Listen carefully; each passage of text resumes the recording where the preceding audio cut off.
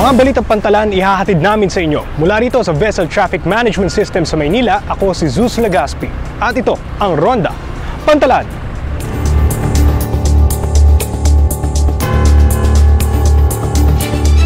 Bagong management system inilunsad sa PMO NCR North at NCR South. TMO San Carlos tumulong sa pag-rescue sa lalaking tumalon mula sa barko.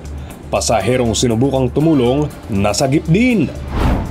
At ang istorya ng kauna-unahang babaeng harbor master ng Philippine Ports Authority, panoorin sa Kwentong Pantalan. Lahat ng yan at iba pa, dito lang sa Ronda Pantalan.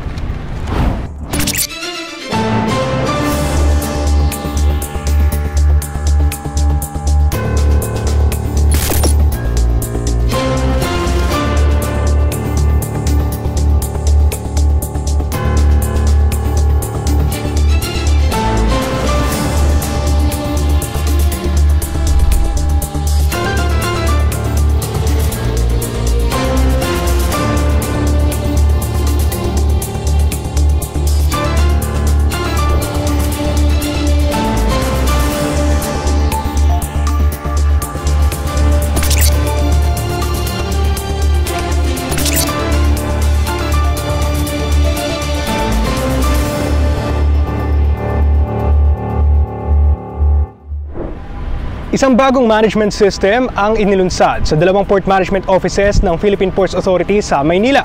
Sa Balitang Pantalan ni Jel Manalo, susunod na ang iba pang mga port management office ng PPA sa buong bansa.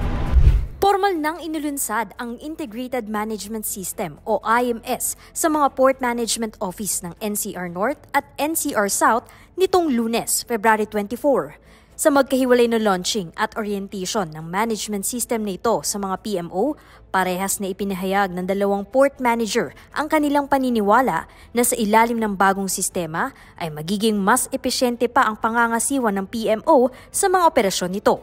Ang pagpapatupad ng IMS sa mga Port Management Office ng PPA ay alinsunod sa direktiba ni General Manager Jason Tiago na nakasaad sa inilabas na Memorandum Circular ng ahensya. Ayon sa memo, inaatasan ni GM Santiago ang lahat ng mga Port Management Office ng PPA sa buong Pilipinas na siguraduhin ang epektibong implementasyon ng IMS manual, partikular na sa mahahalagang operasyon sa paglabas-pasok ng mga barko at kargamento sa pantalan, pati na rin sa pag-issue ng mga departure clearance ng mga ito. Sa isang hiwalay na pahayag, sinabi ni GM Santiago na ang paggamit ng mga PMO ng ahensya sa bagong sistemang ito ay isang simbolo ng pagsunod ng PPA sa global standards, lalo na sa pangangasiwa sa mga operasyon ng pantalan, pangangalaga sa kalikasan, at pagsisigurado sa kaligtasan ng mga empleyado nito.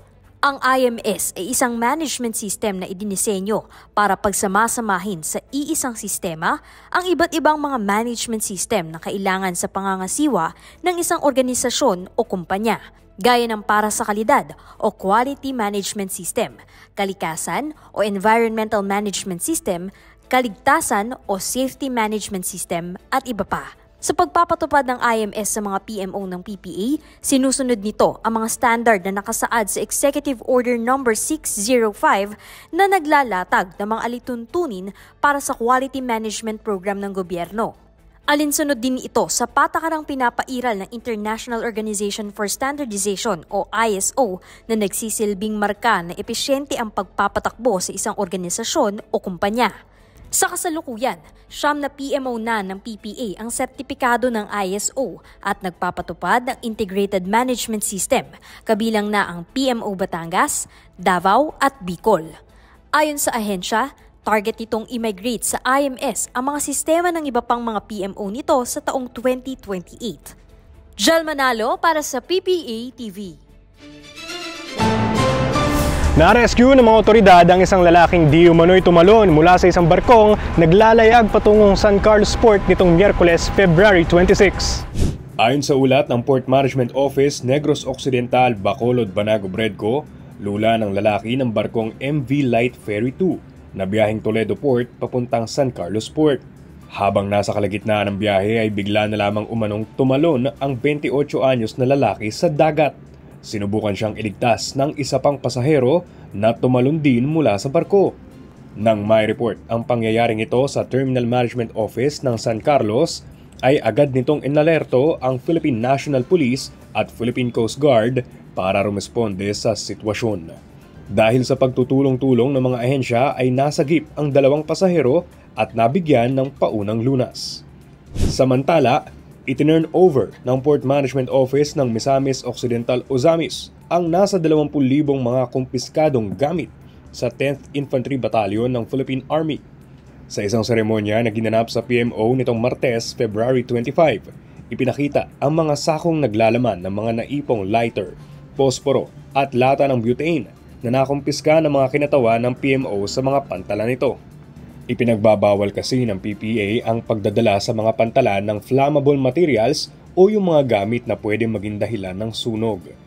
Ang mga ipinagbabawal na kagamitang naipon ng PMO ay itinurn over sa militar para kanilang magamit sa pagpapatrol at paninilbihan sa mga tinatawag na highland area at remote barangays.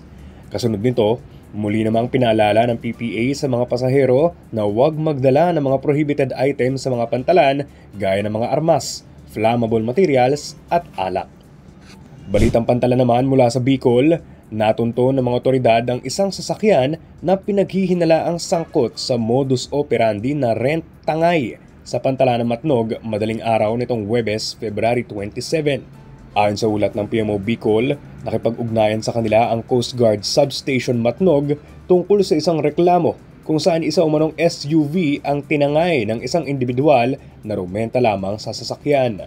Sa laysay ng nagreklamo, napagkasunduan nilang sa Metro Manila lang gagamitin ng rumenta ang sasakyan pero naalarma siya nang makita sa GPS ng SUV na nasa bandang Quezon Province na ito. Dahil sa pakikipagtulungan ng Port Police sa Coast Guard at PNP Highway Patrol Group ay nahanap ang SUV sa Matnog Port, sakay pa ang inirereklamong individual. Inimbitahan ng PNP Highway Patrol Group ang driver at mga pasahero ng sasakyan sa kanilang opisina para sa gagawing investigasyon. Mga kapantalan, ngayon ay buwan ng Marso na kilala rin bilang International Women's Month. At dito sa PPA, hindi tayo naubusan ng kwento ng mga kababaihan nagpupursigi sa kanilang napiling darangan. Kabilang na dyan si Captain Alilin Arino ng Port Management Office NCR North. Ang kanyang kwento bilang kauna-unahang babaeng Harbor Master ng PPA. Alamin sa kwentong Pantalan. College ako, 4 lang kami na babae sa buong academy namin. And now, here at PPA, I am the first female harbor master. Napaka-overwhelming. Dati kasi panglalaki lang siya. Pero ako ngayon, nandito sa harapan nila. I am Captain Alilin F. Arino, Harbor Master of PMO NCR North. Magto 2 years na po ako dito sa PPA.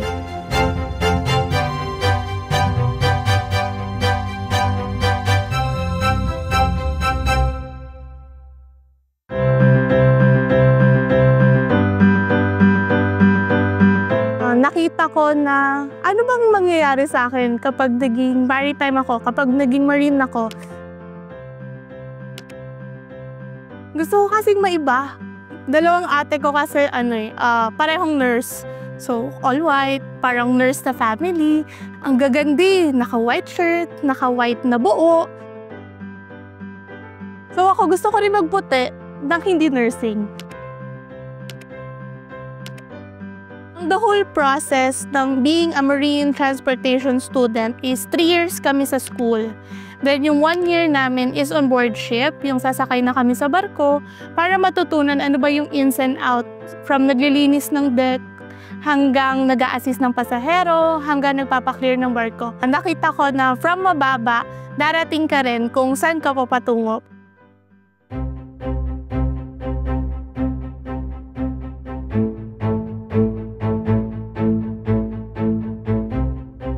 Back in 2018, isa ako sa mga unang kapitan na babae in one of the domestic shipping companies here in the Philippines. Ang biyahe ko is Basilan. Sobrang saya, napaka-heartwarming yung pagiging female captain kasi tinitingala ka. passenger kasi yung hawak ko. So yung mga pasahero namin, mas nakikita namin sila, nakakasalamuhan namin sila araw-araw. Lalo na nung pagdating ng pandemic kasi mas na-feel namin na special kami. Kasi kami lang yung way para makapaghatid ng mga cargos to mga remote islands doon sa Mindanao area.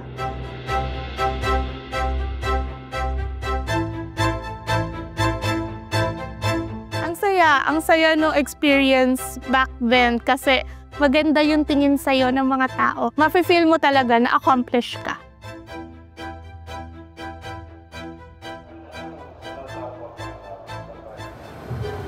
PTMS Manila Marine.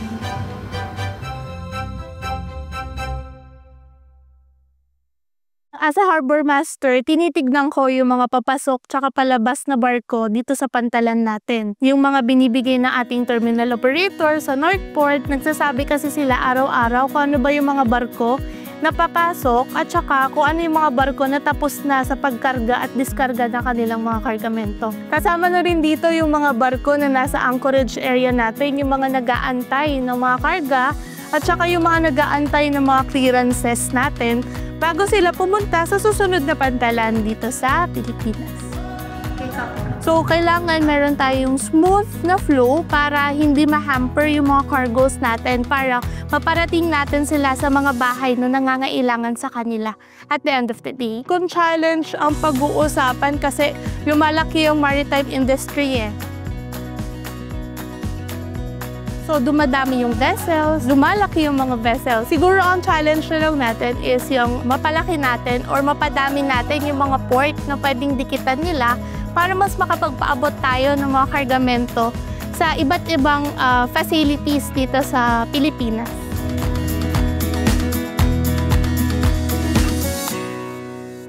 Being a Marine, dati kasi panglalaki lang siya. So, malaking challenge yun sa akin para ipakita na kaya rin ng babae yung ginagawa ng mga lalaki pagdating sa field na to.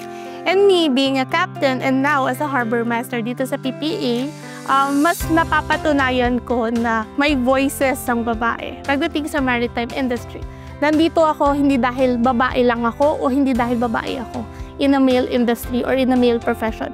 Nandito ako dahil para sa sarili ko, pinagpaguran ko ito at alam ko na kung ano yung mga nalalaman ko is maipapamahagi ko rin po ito sa iba at makakatulong po ako sa pag-angat po nitong industry na ito. Hindi lang ako babae.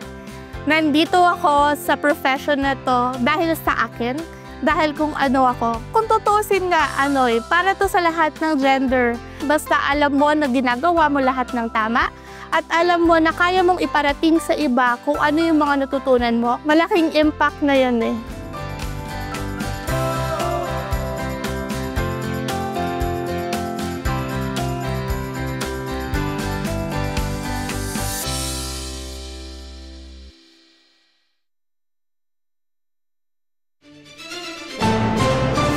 Bilang bahagi ng patuloy na pagpapanatili ng seguridad sa pantalan, nagsagawa ng isang Maritime Security Awareness Training ang mga opisyal sa Port Management Office ng Agusan.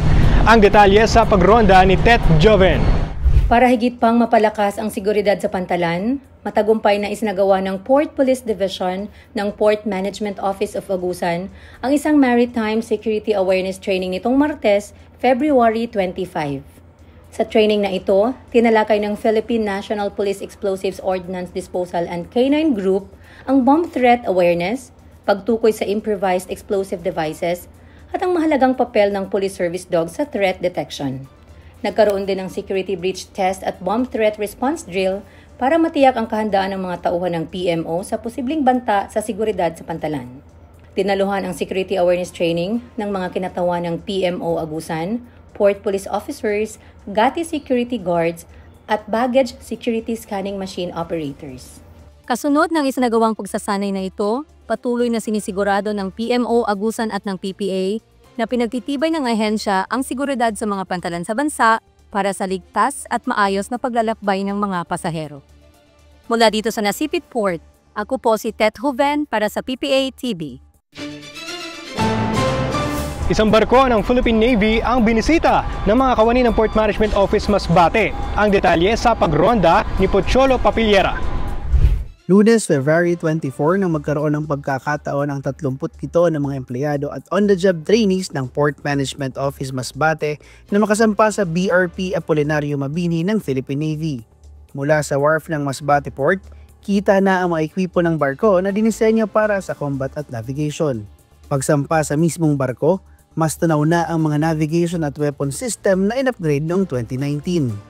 Habang nasa loob ng BRP Apolinario Mabini, naturuan ang mga kawani ng PMO patungkol sa mga tungkulin ng Philippine Navy sa pagpapanatili ng seguridad sa mga karagatan na sakop ng bansa. Nagkaroon din sila ng pagkakataon na masilayan ang ibang mga pasilidad sa barko. Pagkatapos ng tour na imbitahan din ng mga empleyado ng PMO na makilahok sa isang fellowship activity ng Philippine Navy.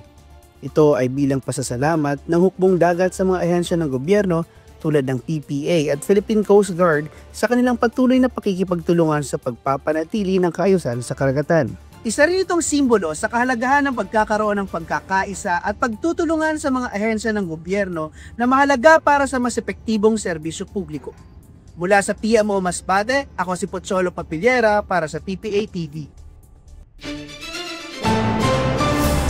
Inaasahan na mas maayos na daloy ng mga pasahero palabas ng passenger terminal building sa Port of Cagayan de Oro. Ito ay dahil sa pagbubukas ng isang bagong gate sa Pantalan. Kung ano ito sa pagronda ni Cassandra Tocao. Mas madali nang nakakalabas-pasok ang mga pasahero sa passenger terminal building sa Cagayan de Oro Port. Nito kasing Lunes, February 24, ay binuksan na ang Passenger Arrival Gate 1F sa terminal na magsisilbing exit para sa mga pasaherong bumababa mula sa mga barkong nakadaong sa Berth 1 at bahagi ng Berth 2 sa Pantalan. Sabi ng pamunuan ng PMO Misamis Oriental Cagayan de Oro, karaniwang nagmumula sa Cebu at Bohol ang mga barkong dumaraong sa mga berth na ito, kaya naman makakatulong ang pagbubukas ng bagong gate para sa mas maayos at organisadong pagbaba ng mga pasahero sa terminal building. Dagdag pa nito, ang pagbubukas umano ng Gate 1F ay bahagi ng sustainable, efficient at admirable o sea travel experience na layuning mapabuti ang serbisyo ng PMO sa mga mananakay sa Pantalan. Ang pagbubukas ng bagong Gate 1F ay bahagi rin ng kampanya ng PMO-MOC para sa 50th anniversary nito na #SeaEfficiency na nagmamarka ng mas maayos na serbisyo para sa mga pasahero. Mula sa PMO-MOC, ako si Cassandra Tocao para sa PPA TV. At yan ang mga balitang amin nakalap sa pagronda sa mga pantalan sa nagdaang linggo. Manatili nakatutok sa official social media pages ng Philippine Ports Authority para maging updated sa mga kaganapan sa pantalan. Mula rito sa Vessel Traffic Management System, ako si Zeus Legaspi at ito ang Ronda Pantalan.